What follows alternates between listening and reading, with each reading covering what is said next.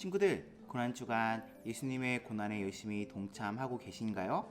또 고통을 참으며 부활의 참 기쁨을 누리고 알리려고 열심히 노력하고 계신지 모르겠습니다. 날씨는 좋고 밖에서 나가 놀고 싶기도 하고 이런 때 무슨 고난이야, 무슨 고난에 동참을 해! 라고 생각하는 친구들, 또 하기 싫다고 생각하는 친구들이 있을 수 있을 것 같아요. 하지만 아무런 죄 없이 바로 나 때문에, 누구도 아닌 나 때문에 억울하게 십자가에 달려 돌아가신 예수님을 생각하며 그런 예수님을 위해서 내가 무엇을 할 수 있을까 고민해보는 우리 친구들이 되셨으면 좋겠습니다. 목사님이 알려드린 성경책 쓰기, 십자가 보면 예수님 생각하면서 감사기도하기, 참참참 챌린지, 스트링 아트, 이런 활동들을 통해서 고난을 묵상하고 고통을 참으며 그렇게 예수님을 기억하시는 친구들이 되시기를 소망합니다. 오늘로 벌써 세 번째 영상 편지가 3주째 영상 편지가 끝이 납니다. 첫 번째 선물은 보내드렸고요. 두 번째 선물도 보내드릴 겁니다. 그리고 세 번째 선물은 조금 특별하게 진행을 해볼까 해요. 선생님들이 열심히 참여해준 친구들의 명단을 주시면, 이름을 넘겨주시면 추첨을 할 겁니다.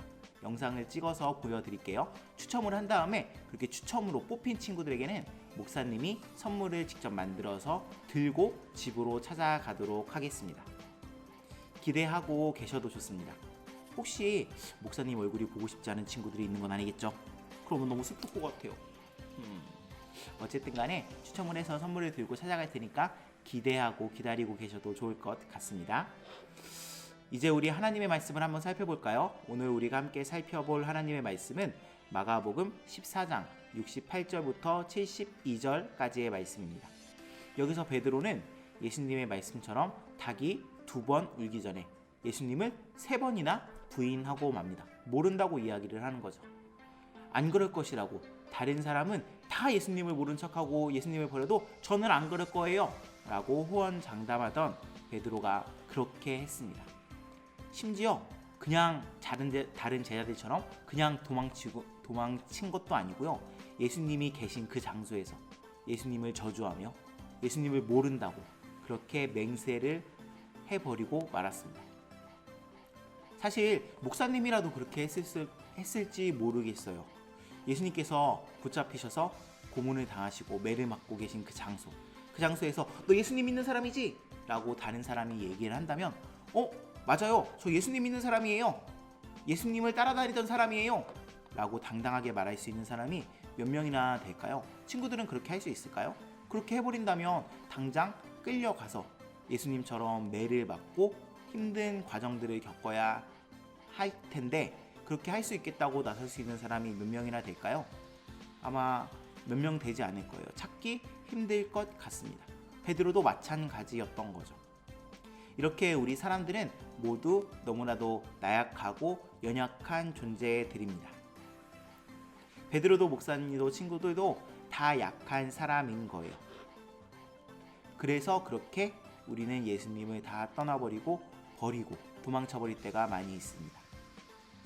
그러나 예수님은 이런 약한 우리를 바꾸실 수 있습니다. 성경을 쭉 읽다 보면, 앞으로도 성경을 계속 읽다 보면 이렇게 예수님을 버리고 도망쳤던 베드로와 제자들이 모두 다 변하게 되는 내용을 우리는 살펴볼 수 있습니다. 사실 제자들은 예수님께서 십자가에 달려 죽으셨기에 나의 기대를 이루어주지 않았기에, 또 그런 예수님, 함께 지냈던, 가족보다 더 가깝게 지냈던 예수님을 버린 자신들의 좀 부끄러운 모습이랄까요? 그런 모습 때문에 자기가 너무나도 싫었을 거예요. 죽어버리신 예수님도 믿고 자기도 싫고 그렇게 삶에 아무런 희망 없이 살아가고 있었을 겁니다. 근데 그런 제자들이 어떻게 변했을까요? 바로 부활하신 예수님을 만났기 때문이에요. 예수님께서는 십자가에 달려 죽으셨지만 죽은 지 3일 만에 다시 살아나셨고요. 그렇게 다시 살아나셔서 제자들 앞에 딱 나타나십니다. 그리고 그렇게 말씀을 해주세요. 세상 끝날까지 내가 너희와 항상 함께 있겠다라고 말이죠. 이렇게 부활하신 예수님을 만난 제자들이 변하게 된 겁니다. 죽음과 고난을 더 이상 무서워하지 않게 되었고요. 세상과 맞서서 담대히 예수 그리스도를, 복음을 전하게 되었습니다. 그리고 그렇게 예수님을 전하다가 거의 대부분의 제자들이 다 십자가에 달려 죽거나 불에 타 죽거나 다 순교를 당합니다. 우리들도 마찬가지예요. 우리들도 다 약한 사람들이거든요. 베드로와 제자들처럼 말이죠. 그러나 다시 살아나신 예수님이 우리와 함께 하신다는 것을 알게 되면 우리도 결국 죽게 되지만 다시 부활할 것이라는 그런 소망을 가지게 된다면, 부활 소망을 가지게 된다면 우리는 이 나쁜 세상, 죄악으로 가득한 세상 속에서 예수 그리스도를 담대히 전할 수 있습니다. 물론 쉬운 일은 아닙니다. 내 힘으로는 할 수 없습니다. 오직 하나님께서 함께 해주셔야 됩니다. 내가 그렇게 할 수 있게 나에게 힘을 주셔야 합니다. 친구들 마음에 부활하신 예수님의 영광에 참여할 수 있다는 확신이 있어야 합니다. 그러면 목사님이 계속해서 말씀드렸던 앞으로 더 힘들어지고 어려워질 거라는 그런 힘듦과 어려움 속에서도 우리는 예수님을 믿으며 끝까지 예수님을 따를 수 있게 됩니다. 그리고 우리 모두는 그렇게 결국 하나님 앞에 가서 칭찬을 받게 될 것입니다.